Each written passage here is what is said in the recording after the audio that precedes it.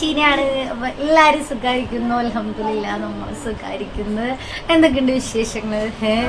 കൊറേയില്ലേ പോയിട്ട്? അയ്യോ, ആരൊന്നും പറയരുതില്ല, ഒറ്റ പോക്ക് അങ്ങോട്ട് പോകും, പിന്നെ കുറച്ച് കഴിഞ്ഞാൽ ഒരു വരവ് വരും. എന്തല്ലേ, അതിനൊരു കാരണക്കാരനുണ്ടിട്ട് ഇൻഷാല്ലാ, അത് ഞാൻ അടുത്ത വീഡിയോയിൽ പറയാം അതിന്റെ കാരണം ആരാണെന്ന്. പിന്നെ ഇപ്പോൾ ഞാൻ വന്നത്, ഞാൻ അടുത്തായിട്ട് ഒരു ഷോർട്ട് വീഡിയോ ചെയ്തിട്ടുണ്ടായിരുന്നു. അതിൽ ഒരുപാട് കമൻസുകൾ ഞാൻ കണ്ടിട്ടുണ്ടായിരുന്നു. അതിൽ ഒരുപാട് പേർക്ക് ഒരുപാട് ഡൗട്ടുകളും ഒക്കെ ഉണ്ട്. അപ്പോൾ അതൊക്കെ ഒന്ന് ക്ലിയർ ആക്കാമെന്ന് വിചാരിച്ച്. കാര്യം സത്യം തന്നെയാണ്. അപ്പോൾ ഒരുപാട് പേര് സന്തോഷം അറിയിച്ചിട്ടുണ്ടായിരുന്നു കേട്ടോ. അപ്പോൾ എന്നെ സ്നേഹിച്ച് എനിക്ക് വേണ്ടി പ്രാർത്ഥിക്കുന്ന ഇത്രയും പേരുണ്ടല്ലോ. അപ്പോൾ അൽഹംദുലില്ലാ, സന്തോഷം. വേറെ ഒന്നല്ല, പെട്ടെന്നൊരു നിമിഷം എൻ്റെ സിറ്റുവേഷൻ എല്ലാവർക്കും അറിയാം. എൻ്റെ സാഹചര്യങ്ങൾ എന്തായിരുന്നു, എൻ്റെ കാര്യങ്ങൾ എന്തായിരുന്നു, എല്ലാം ഞാൻ വീഡിയോയിലൂടെ പറഞ്ഞിട്ടുണ്ട്. അപ്പോൾ എല്ലാവർക്കും അറിയാം. അപ്പോൾ പെട്ടെന്ന് വന്നിട്ട് വീടൊക്കെ സ്വന്തമായി എന്ന് പറഞ്ഞപ്പോൾ എല്ലാവരും ഒന്ന് ചിന്തിച്ചിട്ടുണ്ടാവും. എൻ്റെ അടുത്ത് ഒരാൾ മെസ്സേജ് ഇട്ട് ചോദിച്ചിട്ടുണ്ടായിരുന്നു ലോട്ടറി കിട്ടിയോന്ന്. അപ്പോൾ ലോട്ടറി ഒന്നല്ല കേട്ടോ കിട്ടിയിരിക്കണത്. അതിനൊരു കാരണക്കാരായ ഒരാളുണ്ട്. അതായത് ഇപ്പോൾ ഇന്ന് ഞാൻ ഈ നിലവിൽ ഇത്രയും സന്തോഷമായിട്ടിരിക്കാൻ കാരണക്കാരനായ ഒരു വ്യക്തിയുണ്ട്. ആ ഒരു വ്യക്തി കാരണമാണ് ഞാനിപ്പോൾ ഇത്രയും സന്തോഷമായിട്ടിരിക്കുന്നത്. പിന്നെ എല്ലാവർക്കും അറിയാം എൻ്റെ സിറ്റുവേഷൻ. അപ്പോൾ എനിക്ക് ഏറ്റവും കൂടുതൽ അത്യാവശ്യം എൻ്റെ മക്കളെയും കൊണ്ട് എനിക്ക് മുന്നോട്ട് പോവാൻ ഒരു ആസ്പദം എനിക്ക് എന്തായാലും വേണം. എൻ്റെ ഈ സാഹചര്യം വെച്ച് വാടകയും കൊടുത്ത് ഒരുപാട് പ്രയാസമാണ്. അപ്പോൾ അതെനിക്ക് സാധിക്കില്ല. അപ്പം എന്ത് തന്നെയാണെങ്കിലും നമ്മുടേതായിട്ട് ഒരു സെൻറ്റ് ഭൂമിയിൽ ഒരു റൂമെങ്കിലും അത് നമുക്ക് വേണം. അതെൻ്റെ ആവശ്യമായിരുന്നു, ആഗ്രഹമായിരുന്നു, അത്യാവശ്യമായിരുന്നു. അപ്പോൾ അൽഹംദുലില്ലാ, എൻ്റെ മനസ്സ് കണ്ട പടച്ചവൻ, എൻ്റെ വിഷമങ്ങൾ കണ്ട പടച്ചവൻ എനിക്കത് സാധിപ്പിച്ചു തന്ന്. അതിനൊരു കാരണക്കാരായിട്ട് ഒരാളും ഉണ്ട് ഇന്നിപ്പോൾ ഈ സന്തോഷം കിട്ടാൻ. ആരാണെന്ന് എല്ലാവരും ചിന്തിക്കുന്നുണ്ടാവും. വേറെ ആരുമില്ല, എൻ്റെ കൂടെ പറഞ്ഞ എൻ്റെ ബ്രദർ തന്നെയാണ് കേട്ടോ. ഞാൻ പറഞ്ഞിട്ടുണ്ടാവും വീഡിയോയിൽ, ഇക്കാക്ക് 2 വർഷം മുമ്പത്തെ കഥയാണ്. ഇക്കാക്ക് സർജറി ഫിക്സ് ചെയ്തു. ആ ടൈമായിട്ടും എൻ്റെ കയ്യിൽ ഇക്കാടെ കൂട്ടുകാർ കൊണ്ടുവന്ന് തന്ന കുറച്ച് പൈസ മാത്രമേ ഉള്ളൂ. വേറെ എവിടെ നിന്നും ഒരു ധൈര്യം ഉണ്ടായിരുന്നില്ല. പോവാതെ ഇരിക്കാനും പറ്റില്ല. 2.5 ലക്ഷം രൂപ അവിടെ കെട്ടിവെക്കണം. അപ്പോൾ അങ്ങനെ അതിൻ്റെ തലേ ദിവസം ഞാൻ എൻ്റെ ഉമ്മയും വാപ്പയും തന്ന സ്വർണ്ണത്തിൽ ബാക്കി കുറച്ച് എൻ്റെ കയ്യിലുണ്ടായിരുന്നു. അത് ഒരു ചെയിനായിരുന്നു എൻ്റെ കഴുത്തിൽ. അത് ഞാൻ കൊടുത്തിട്ട് ഇത് വിറ്റിട്ട് എനിക്ക് കുറച്ച് പൈസ കൊണ്ട് താഴെന്ന് പറഞ്ഞു.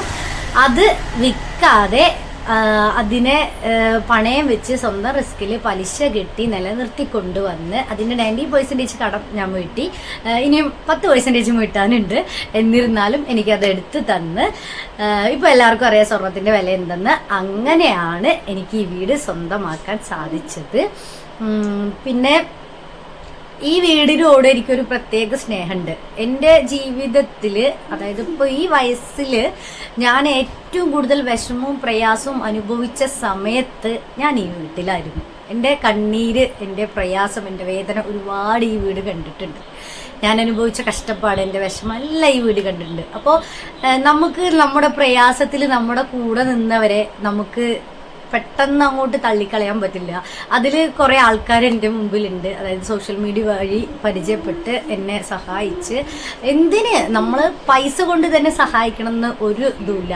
സമാധാനം കൊണ്ട്, ഒരു സമാധാനിപ്പിച്ച് 2 വാക്കുകൾ കൊണ്ട് സഹായിച്ച ഒരുപാട് പേര് എനിക്കുണ്ട് കേട്ടോ. ഒരുപാട് സഹോദരന്മാർ എനിക്കുണ്ട്. അപ്പോൾ അതുപോലെ തന്നെ ഒരു ഇമ്പോർട്ടൻ്റ് ആയ ഒരു കാര്യമായിരുന്നു എനിക്ക് ഈ വീടും. ഈ വീടിനോട് എനിക്ക് പ്രത്യേക ഒരു സ്നേഹമുണ്ട്. അപ്പോൾ വല്ലാത്ത ആഗ്രഹമായിരുന്നു ഇതിൽ തന്നെ എനിക്ക് തുടരണം, ഇതെനിക്ക് വേണമെന്ന ആഗ്രഹമായിരുന്നു. ആ ആഗ്രഹം പഠിച്ചവും കണ്ടു. അത് തന്നെ എൻ്റെ കയ്യിൽ സ്വന്തം വളഞ്ഞു തിരിഞ്ഞ് അങ്ങനെയും ഇങ്ങനെയും, അതായത് അങ്ങനെയും ഇങ്ങനെയും അത് എൻ്റെ കയ്യിൽ തന്നെ വന്ന് എത്തിച്ചേർന്നു. അൽഹംദുലില്ലാ, പടച്ചവനോട് ഒരുപാട് നന്ദി പറയുന്നു. എൻ്റെ എൻ്റെ ബ്രദറിനോട് ഞാൻ ഒരുപാട് നന്ദി പറയുന്നുണ്ട്. അതായത് ഒരുപാട് കടപ്പാടുണ്ട്. അപ്പോൾ എല്ലാവരും ദുആ ചെയ്യുക എനിക്ക് വേണ്ടിയിട്ട്. അന്ന് അവൻ അങ്ങനെ ചെയ്തത് കൊണ്ടാണ് ഞാൻ വിൽക്കാൻ കൊടുത്തു. അവനതിനെ കൊണ്ടുപോയിട്ട് വിറ്റ് പൈസ തന്നതാണെങ്കിൽ കഴിഞ്ഞു. പിന്നെ ഇപ്പോൾ ഇന്നത്തെ സമയത്ത്, അതായത് എൻ്റെ സിറ്റുവേഷൻ എല്ലാവർക്കും അറിയാം. ഇനി ഇങ്ങനെ സാധിക്കുമെന്ന് എനിക്ക് ഉറപ്പില്ല. പക്ഷെ പടച്ചോൻ വിചാരിച്ചാൽ എന്ത് സാധിക്കും. അതിൻ്റെ ഏറ്റവും വലിയ ഉദാഹരണമാണ് ഞാൻ. ഒരുപാട് പ്രയാസങ്ങൾ, ഒരുപാട് പ്രതിസന്ധികൾ തരണം ചെയ്ത് ഞാൻ ഇവിടെ വരെ എത്തി. ഞാൻ അനുഭവിച്ച വേദന എന്താണ്, ഞാൻ അനുഭവിച്ച വിഷമം എന്താണെന്ന് എനിക്ക് റബ്ബിനും മാത്രമേ അറിയുള്ളൂ.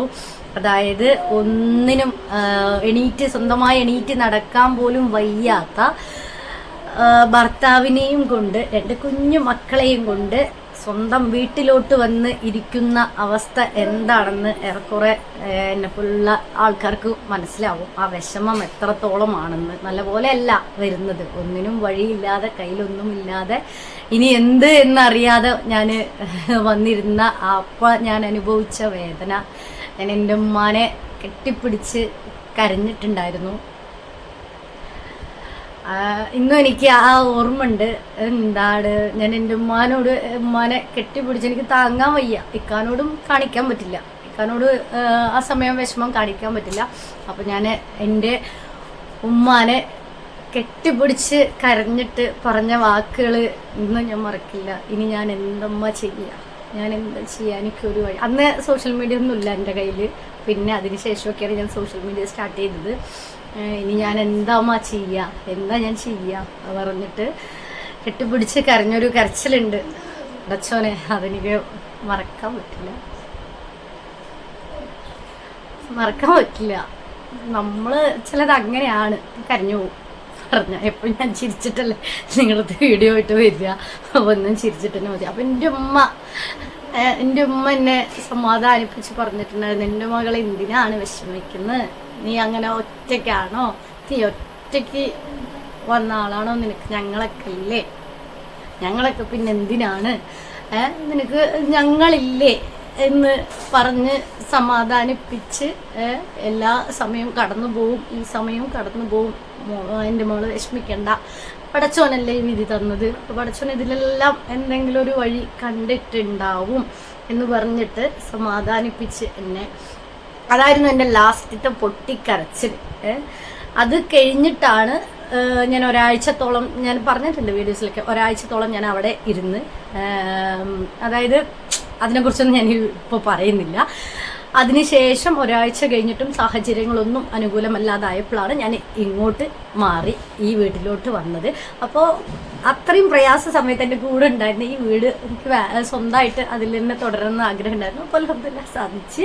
അപ്പോൾ അങ്ങനെയാണ് സംഭവം. അപ്പോൾ അതെല്ലാവരും അറിയിക്കുന്നുണ്ടായിരുന്നു. ഒരുപാട് പേര് കമൻറ്റിൽ ചോദിച്ചിട്ടുണ്ടായിരുന്നു, പിന്നെ ഇക്ക എവിടെ, എന്താണ്, ഏതാന്ന്. ഇക്ക ഇപ്പോൾ നിലവിൽ ആരോഗ്യവാനാണ്, കുഴപ്പങ്ങളൊന്നുമില്ല, നല്ലപോലെ പോകുന്നു, വണ്ടിയിൽ പോകുന്നുണ്ട്, കുഴപ്പങ്ങളൊന്നുമില്ല. അപ്പോൾ നമ്മൾ ചിലപ്പോൾ പറയുന്നവർക്ക് അല്ലെങ്കിൽ കേൾക്കുന്നവർക്ക് അതൊക്കെ ചിലപ്പോൾ നിസ്സാരമായിരിക്കും. പക്ഷെ അനുഭവിച്ച് വരുമ്പോൾ അതിൻ്റെ ആഴം എത്രയാണെന്ന് മനസ്സിലാക്കും. ചിലവർക്ക് എല്ലാം കഴിയുമ്പോൾ അത് വെറൊരു കടപ്പാടായിട്ട് അവർ എഴുതിത്തള്ളും. അതൊക്കെ ഒരു കടമയാണ് പറഞ്ഞിട്ട് അവർ എഴുതിത്തള്ളും. പക്ഷെ ആ അനുഭവിച്ച വിഷമം എത്രത്തോളമാണ്, വേദന എത്രത്തോളാണെന്ന് നമുക്കും പടച്ചോനും മാത്രമേ അറിയുള്ളൂ. അപ്പോൾ എന്ത് തന്നെയാണെങ്കിലും അവനങ്ങനെ അന്ന് ചെയ്തത് കൊണ്ടാണ് ഇന്ന് എനിക്ക് ഈ സമാധാനം. ഇനിയിപ്പോൾ എൻ്റെ മക്കളെയും കൊണ്ട് എനിക്ക് എന്തെങ്കിലും ചെയ്ത് മുന്നോട്ട് പോവാം. ഒരു ഇരിക്കച്ചാള നമുക്ക് അത്യാവശ്യമാണ്, അല്ലാതെ വാടകയും കൊടുത്ത് നടക്കില്ല. പിന്നെ സ്വന്തം വീട്ടിൽ പോയി ഇരിക്കുക എന്ന് പറയുന്നത് അത് വല്ലാത്ത വിഷമമാണ്, അതും പറ്റില്ല. അപ്പോൾ അൽഹംദുലില്ലാഹ് പടച്ചോൻ പ്രാർത്ഥന കേട്ടു. അങ്ങനെയൊക്കെയാണ് ഇപ്പം നിലവിൽ ഈ സന്തോഷമായത്. അപ്പോൾ എല്ലാവരുടെയും ഇനിയും പ്രാർത്ഥന എൻ്റെ കൂടെ വേണം, സപ്പോർട്ടും ഉണ്ടാവണം. വീഡിയോ ഇനിയും ഞാൻ എപ്പോഴും വന്ന് പറയും പോലെ തന്നെ പറയുന്ന വീഡിയോ ഇനിയും മുന്നോട്ട് ചെയ്യണം എന്ന് എനിക്ക് ആഗ്രഹമുണ്ട്. അറിയില്ല, ഇൻഷാ അല്ലാഹ് എല്ലാവരും സപ്പോർട്ട് ചെയ്യണം, മാക്സിമം കണ്ട് സപ്പോർട്ട് ചെയ്യണം, കൂടെ നിൽക്കണം. അപ്പോൾ അത്രയൊക്കെ ഉള്ളൂ.